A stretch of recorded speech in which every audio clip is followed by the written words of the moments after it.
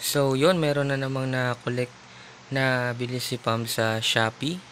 Which is, ano ba yan, babe? Bataw nipple. Battle Nipple. Baby bataw nipple. Baby Battle Nipple. And yung shop niya, nabili niya sa, Baby stop. ito. PH. Yan. Baby Stop Baby PH. Stop PH. Ayan. Yan, sa Tondo.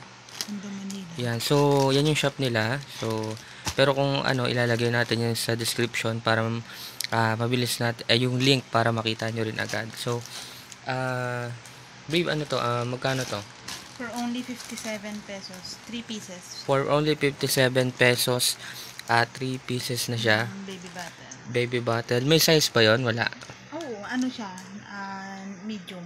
Medium size. So, 57. Tapos free shipping na yan. Regular bottleneck. Okay. Free shipping yun. Yan. So, tara. Sige, unbox natin. Tingnan natin.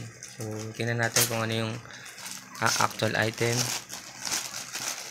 Yan. So, okay naman yung packaging niya. Bubble wrap naman. Bubble wrap.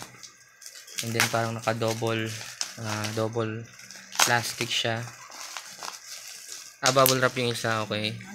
Yan. So, very good. So, ito siya. Bebeta. Bebeta pala to. Yan o, Bebeta. 3 pieces. 3 pieces. Mura na to?